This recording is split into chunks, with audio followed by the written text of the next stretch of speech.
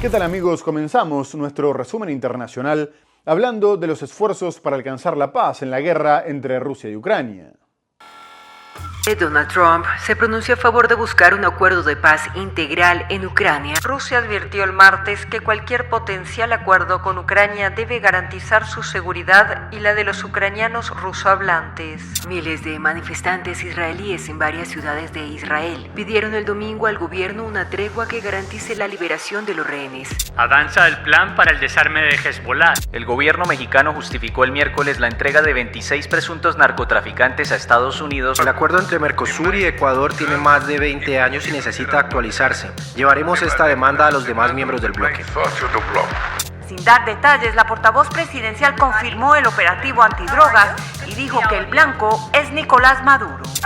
El Tribunal Superior de Bogotá falló una tutela a favor del expresidente Álvaro Uribe Vélez, ordenando su libertad inmediata. Y vamos a comenzar el programa hablando de la guerra en Ucrania y de la cumbre que tuvo lugar en Alaska entre los mandatarios de Estados Unidos y Rusia, Donald Trump y Vladimir Putin, que terminó sin anuncios concretos, pero con un nuevo cambio de postura por parte del norteamericano, que iba con la intención de poder acordar un alto al fuego, y salió afirmando que se inclinaría por intentar poner fin al conflicto de forma definitiva y no centrarse en una tregua de corta duración, como pedían tanto el presidente ucraniano Volodymyr Zelensky como sus aliados europeos.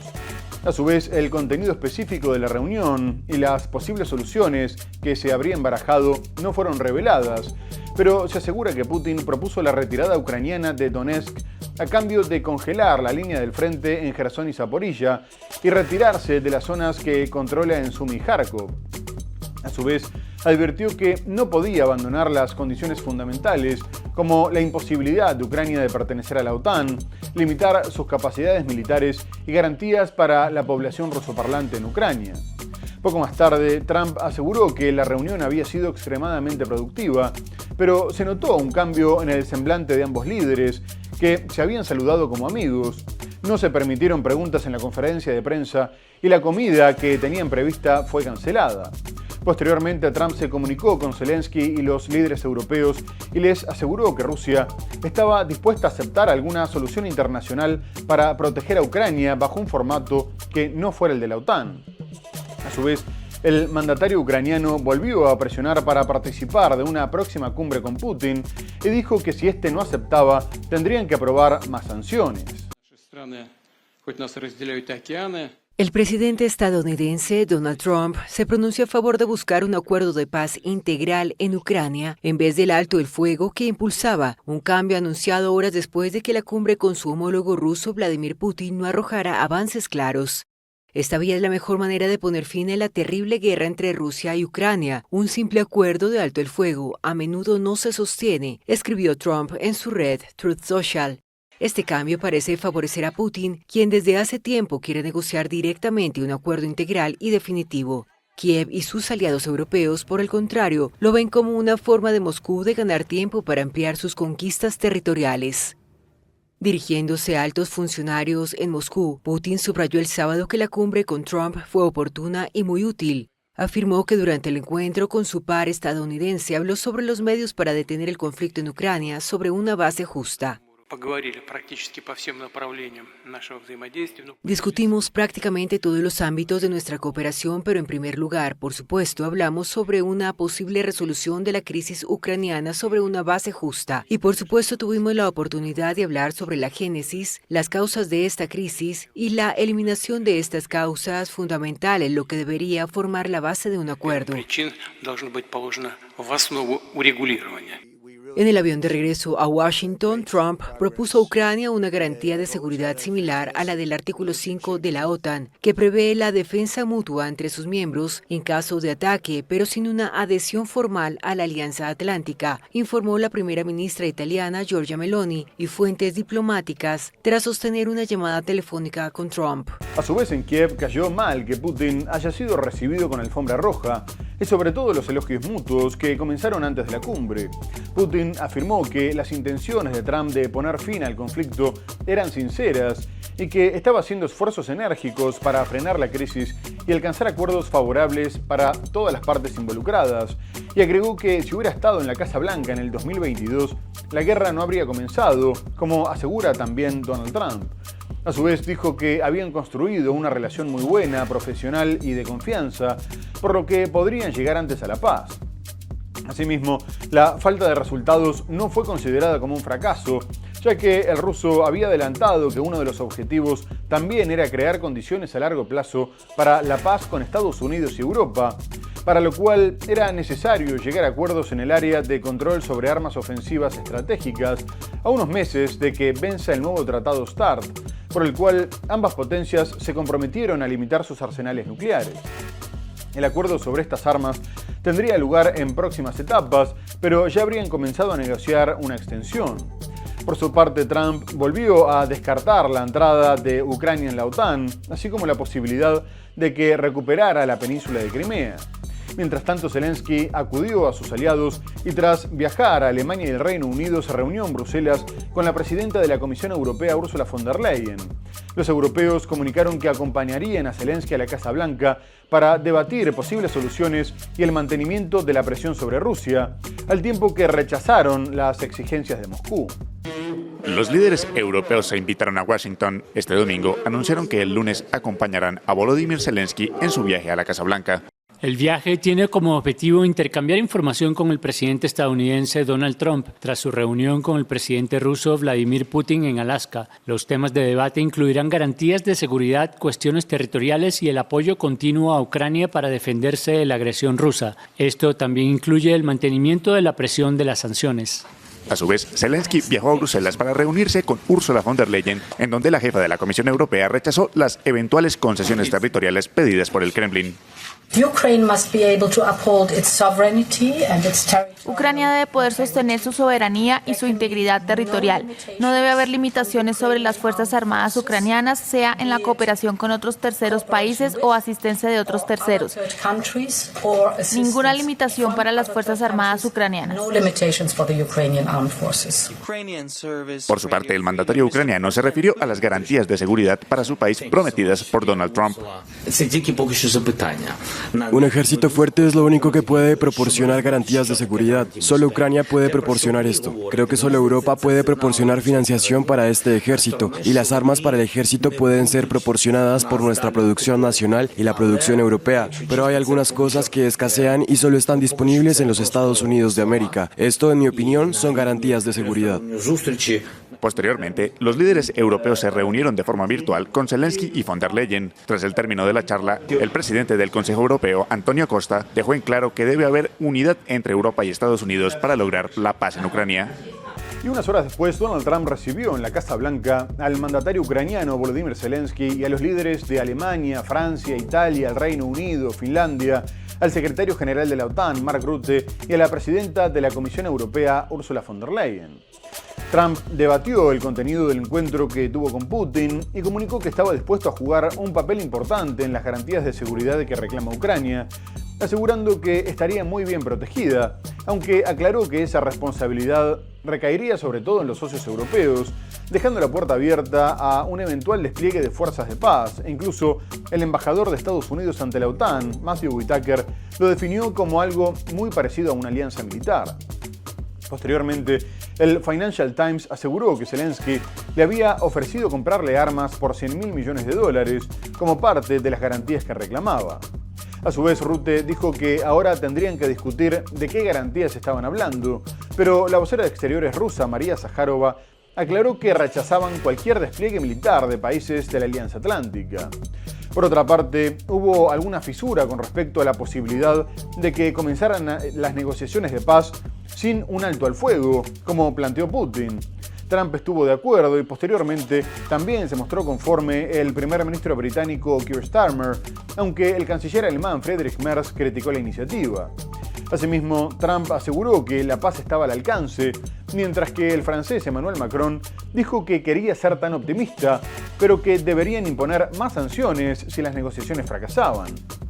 Por último, se destacó que el encuentro con Zelensky fue cordial, contrastando con su última visita a la Casa Blanca, que terminó en escándalo. El presidente de Estados Unidos, Donald Trump, afirmó el lunes que Rusia estaría dispuesta a aceptar garantías de seguridad para Ucrania como parte de un acuerdo de paz. Eso dijo durante una reunión con el presidente ucraniano Volodymyr Zelensky y líderes europeos en la Casa Blanca. Trump afirmó que comenzó a organizar una cumbre a 3 bandas con el líder ucraniano y el presidente ruso Vladimir Putin. Además, aseguró que Europa brindará a Ucrania las garantías de seguridad y que Estados Unidos lo coordinará. La cumbre de Alaska reforzó mi convicción de que, si bien es difícil, la paz está al alcance. Creo que, en un paso muy significativo, el presidente Putin dijo que Rusia aceptaría garantías de seguridad para Ucrania. Este es uno de los puntos clave que debemos considerar, y lo consideraremos en la mesa de negociaciones, también sobre quién hará qué. Soy optimista de que, colectivamente, podemos alcanzar un acuerdo que disuada cualquier agresión futura contra Ucrania. Zelensky afirmó que era importante que Estados Unidos enviara señales contundentes sobre las garantías de seguridad occidentales.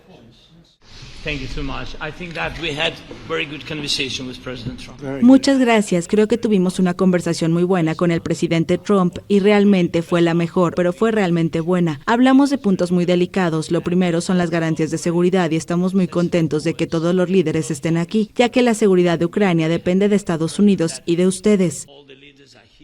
And the security in Ukraine depends on the United States and on you. Trump presionó antes de la reunión a Ucrania para que renunciara a Crimea y abandonara su objetivo de unirse a la OTAN. A su vez, aumentó la presión a Rusia para que tenga lugar una reunión entre Volodymyr Zelensky y Vladimir Putin, ya que el líder ucraniano afirma que solo él puede abordar una eventual cesión de territorios y que, incluso si llegara a un acuerdo por el estilo, se tendría que someter a un referéndum, aunque en los días previos había descartado esta posibilidad. Por su parte, el presidente francés Emmanuel Macron volvió a pedir que los europeos fueran incluidos en la mesa de negociación, pero no hubo ninguna señal en este sentido. De cualquier forma, Trump se mostró optimista con las chances de incluir al mandatario ucraniano en una futura cumbre como la de Alaska, afirmando que podría tener lugar en las próximas semanas, a pesar de que Putin lo sigue considerando ilegítimo por permanecer en el poder a pesar de que se haya terminado su mandato. Y posteriormente, el ministro de Exteriores, Sergei Lavrov, advirtió que una reunión así necesitaría tiempo para ser minuciosamente preparada, y agregó que, si bien no rechazaban ningún formato, ni bilateral ni trilateral, las reuniones tenían que comenzar desde el nivel de expertos. A su vez, el asesor del Kremlin para Asuntos Internacionales, Yuri Yakov, confirmó que hubo una nueva conversación telefónica entre Trump y Putin, mientras el norteamericano estaba reunido con los europeos, y que había acordado elevar el nivel de los representantes en las negociaciones con Ucrania, pero no se refirió a que participaran próximamente los jefes de Estado. Por último, el vicepresidente del Consejo de Seguridad, Dmitry Medvedev, que ha mantenido varios choques con el presidente estadounidense, celebró que los líderes europeos, a los que considera como antirrusos y belicistas, no hayan podido torcer el brazo de Trump. El presidente de Estados Unidos, Donald Trump, escribió el lunes en su red Truth Social que comenzó a organizar una cumbre de paz entre el mandatario de Ucrania, Volodymyr Zelensky, y su homólogo ruso, Vladimir Putin. Trump afirmó que había hablado por teléfono con Putin tras una reunión con el presidente ucraniano y varios líderes europeos que calificó de muy buena. El mandatario estadounidense afirmó que todavía se debe determinar el lugar de esa reunión y aseguró que después tendrán un encuentro trilateral.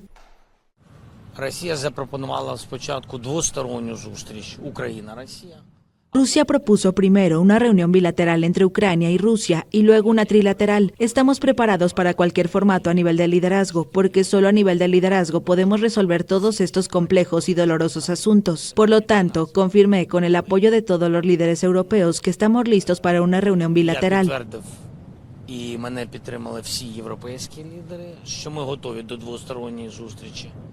Por su parte, el canciller alemán Friedrich Merz indicó que Putin había aceptado entrevistarse con Zelensky en las 2 próximas semanas, mientras que el presidente francés Emmanuel Macron pidió antes una reunión a 4 bandas que incluya a los europeos para abordar un conflicto devastador en su continente. Si se rechazara este proceso, todos coincidimos en que habría que aumentar las sanciones y, en cualquier caso, adoptar una postura que presionará aún más a la parte rusa para que regresara a la arena negociadora. Esto es, en esencia, lo acordado hoy. Ante lo que parece ser un momento decisivo, los líderes europeos y Ucrania mantienen conversaciones constantes, sobre todo por la sensación de las potencias del continente de que se están quedando afuera de los beneficios derivados de un eventual acuerdo y por lo impredecible que puede llegar a ser el mandatario norteamericano. Donald Trump intentó tranquilizarlos en una videoconferencia organizada por Alemania antes de la cumbre en Alaska, asegurando que solo Ucrania negociaría concesiones territoriales, pero presiona a Kiev para que las acepte, advirtiendo que de lo contrario la paz sería imposible. Por su parte, el canciller alemán Friedrich Merz, sabiendo que se estaban quedando afuera de las negociaciones, le pidió a Trump que por lo menos tuviera en cuenta los intereses europeos. Además, antes del encuentro con Trump en la Casa Blanca, mantuvo otra reunión virtual con los europeos que buscaban acordar una postura común y presionar por las garantías de seguridad.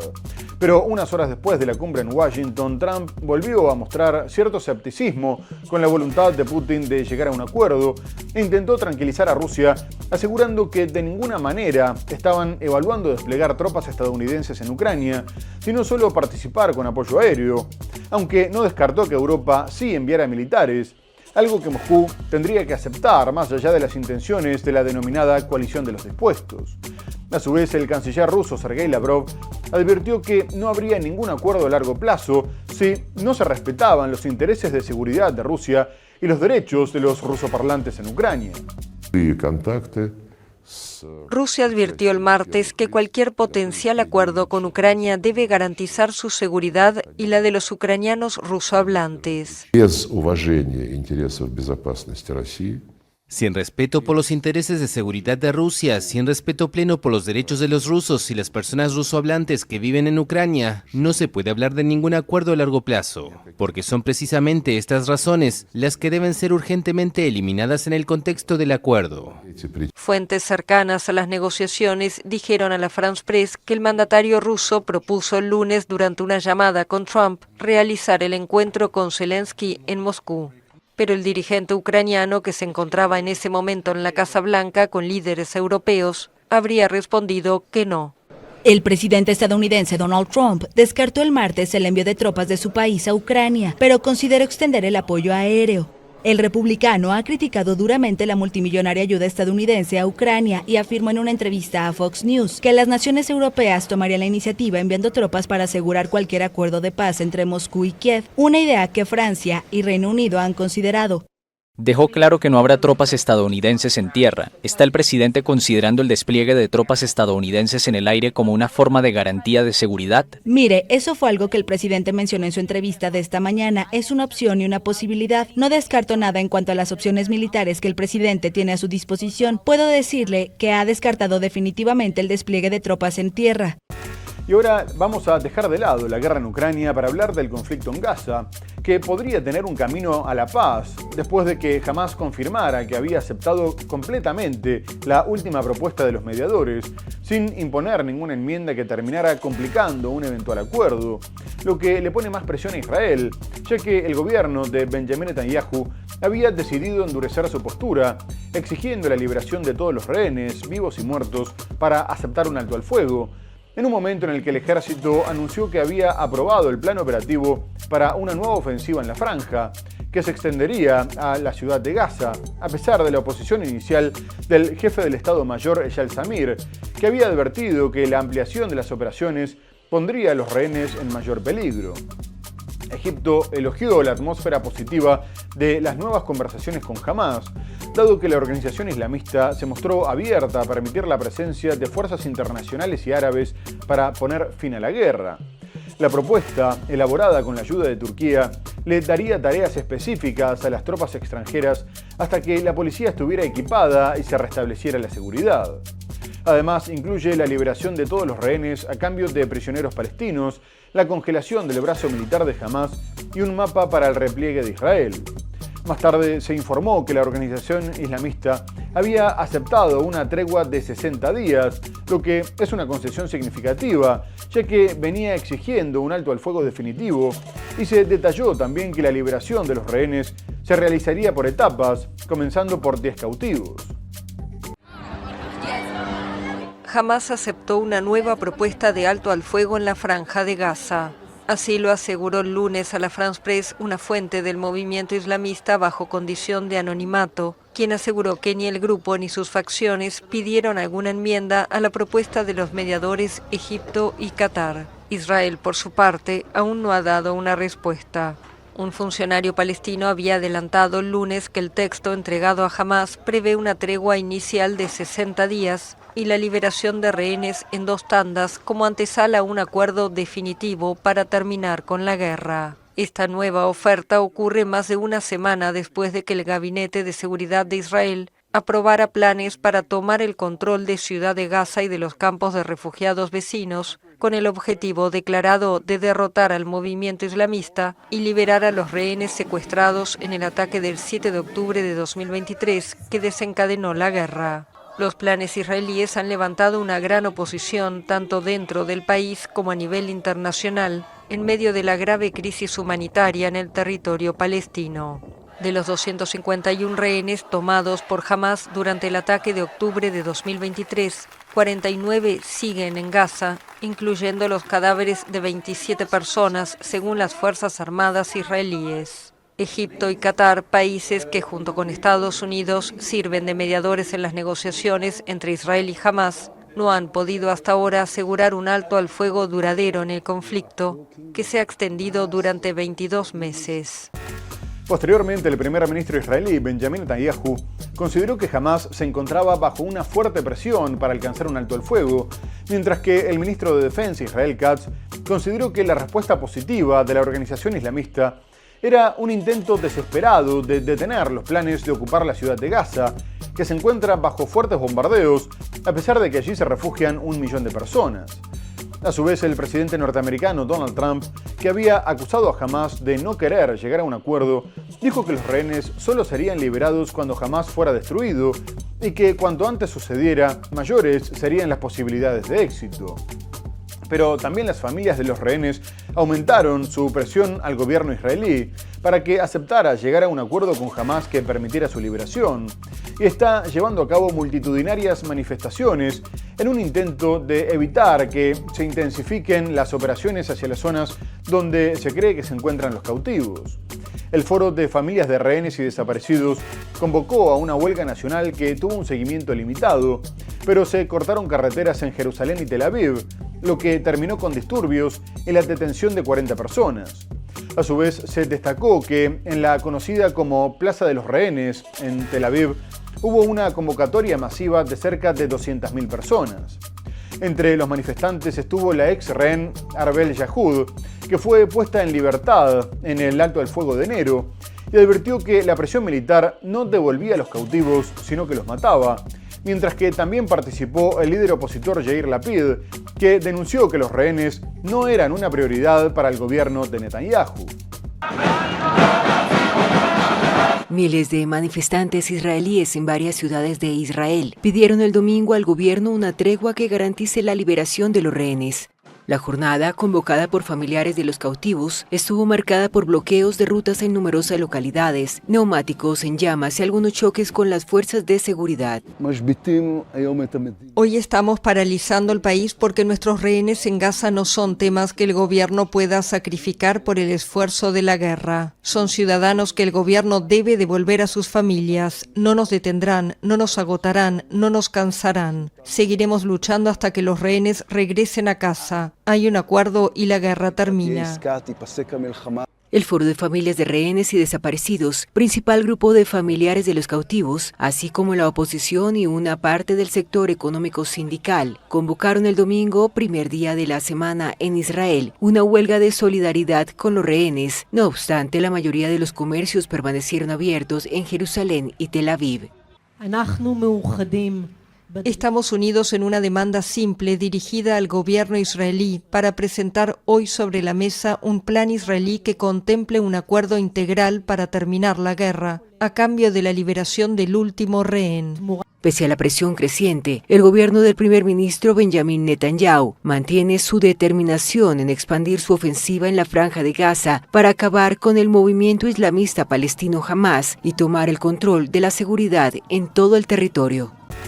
Pero más allá de la presión interna y externa, el primer ministro israelí sigue defendiendo su intención de expandir las operaciones militares hacia la ciudad de Gaza y ocupar toda la Franja de Gaza, afirmando que de lo contrario jamás podría reorganizarse, rearmarse y volver a atacarlos. Las operaciones anunciadas generan críticas más allá del peligro que significan para los rehenes, ya que la oposición destaca que la gran cantidad de reservistas que serán necesarios podría afectar el funcionamiento interno, mientras que el gobierno busca reclutar soldados en la diáspora, sobre todo de Estados Unidos y Francia.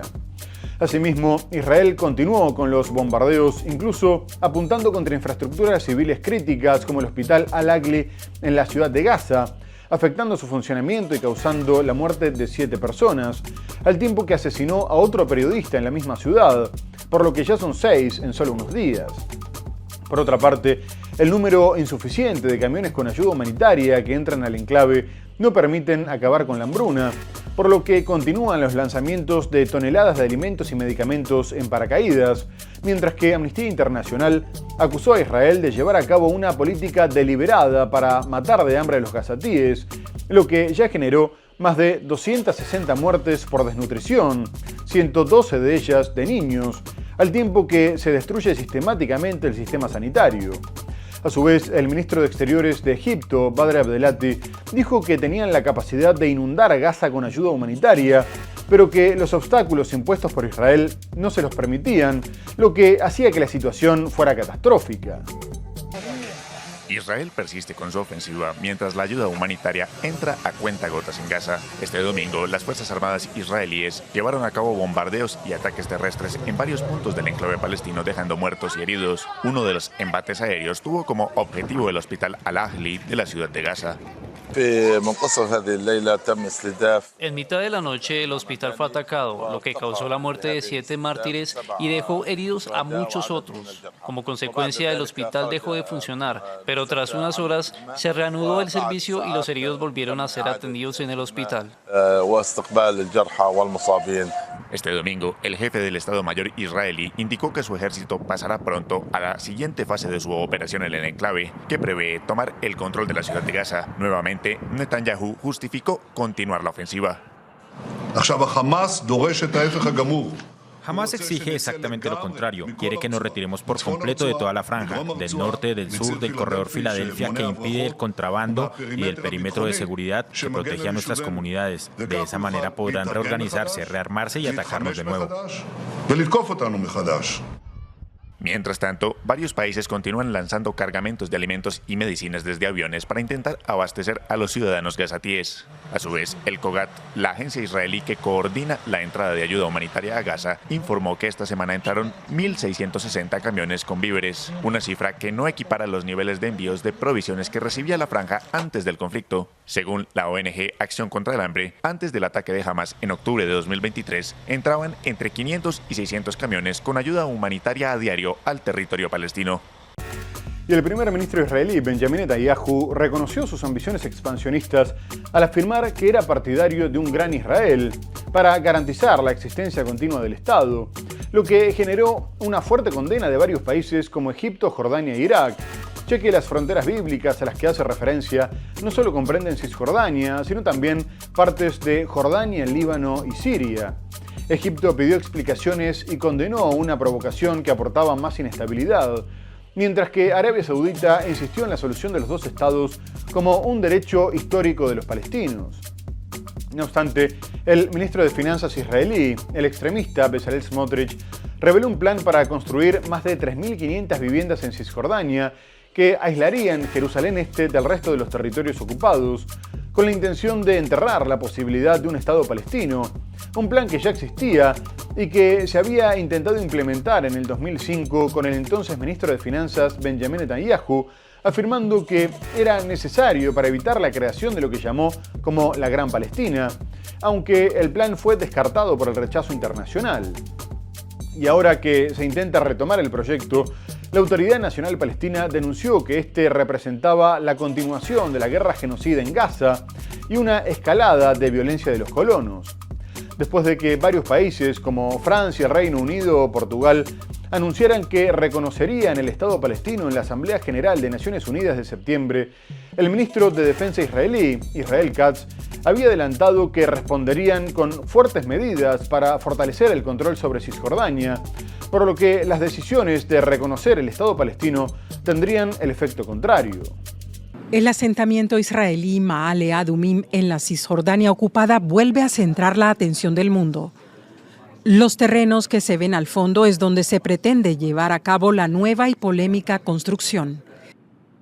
El plan prevé levantar más de 3.000 nuevas viviendas para colonos, según anunció el ministro israelí de Finanzas de extrema derecha. Y el objetivo es acabar con la posibilidad de un Estado palestino.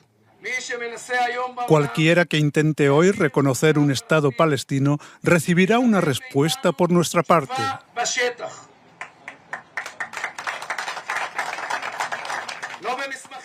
No en documentos, decisiones ni declaraciones, sino en hechos y sobre el terreno, con la construcción de casas, barrios y calles donde vivirán cada vez más familias judías.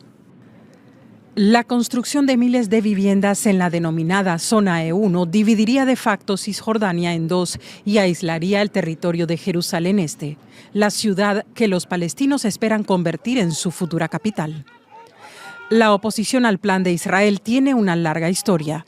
En 2005, manifestantes palestinos y activistas por la paz ya intentaron impedir la ampliación de este asentamiento, que como todos los de este tipo es ilegal según el derecho internacional. En aquel momento surgió la polémica como una batalla por Jerusalén y un intento de impedir la creación de lo que el entonces ministro de Finanzas Benjamin Netanyahu denominó la Gran Palestina. Ahora los palestinos están indignados por la recuperación del plan. Y por otro lado, también avanza el proceso para el desarme del grupo libanés Hezbollah, que si bien quedó muy debilitado tras la guerra contra Israel, mantiene el control de varias partes del país. El gobierno libanés le dio el visto bueno al plan que se haría efectivo a fin de año, con el fin de retomar el monopolio de la fuerza y rebajar la tensión con Israel, que a cambio tendría que detener sus operaciones militares y retirar a sus tropas del sur del país. No obstante, la decisión del Consejo de Ministros de aprobar la hoja de ruta elaborada por el ejército, que también es respaldada por el gobierno norteamericano, aumentó la inestabilidad interna, ya que el líder de la organización chií, Naim Qassem, advirtió que se negarían a entregar las armas hasta que se acabaran las agresiones israelíes y sus fuerzas se retiraran del territorio, porque de lo contrario se facilitaría el asesinato de combatientes de la resistencia y sus familias. Qassem dijo que si se desatara un conflicto interno, el gobierno tendría toda la responsabilidad y lo acusó de favorecer los intereses de Israel.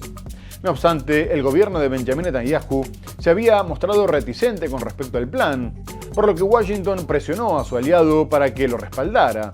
El enviado especial de la Casa Blanca, Thomas Barak, se reunió en Beirut con el presidente Joseph Aoun y dijo que el gobierno libanés había hecho su parte dando el primer paso, pero que ahora se necesitaba que Israel cumpliera con ese apretón de manos equitativo con el fin de garantizar la paz, la prosperidad y el entendimiento. No obstante, Israel continuó con los ataques y se niega a retirarse de los 5 puntos que ocupan el Líbano.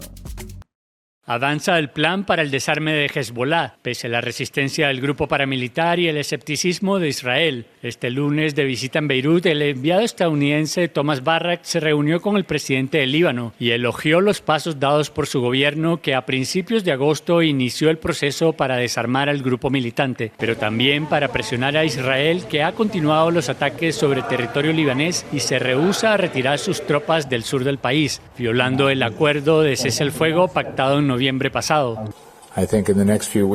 Creo que en las próximas semanas veremos avances por todas partes. ¿Y qué significa progreso? Progreso significa una vida mejor para todos.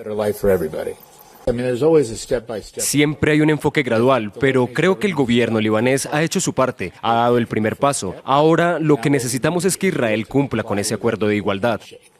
La propuesta para el desarme de Hezbollah incluye una hoja de ruta por etapas que prevé antes de fin de año la entrega total por parte de Hezbollah de su arsenal al gobierno libanés, que mantendrá el monopolio estatal sobre las armas. El plan fue aprobado por el gabinete que ordenó al ejército su implementación. La decisión de Beirut provocó la ira de Hezbollah y de sus aliados iraníes, que han planteado un escenario de inestabilidad y conflicto interno. El gobierno libanés asume la responsabilidad de cualquier implosión interna y de cualquier destrucción del Líbano.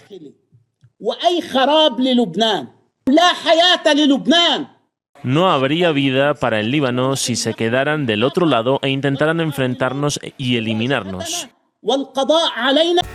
Muy bien amigos, tenemos que hacer una breve pausa comercial y enseguida regresamos para hablar de la tensión entre Estados Unidos y Venezuela, las elecciones en Bolivia y mucho más. No se vayan, ya volvemos.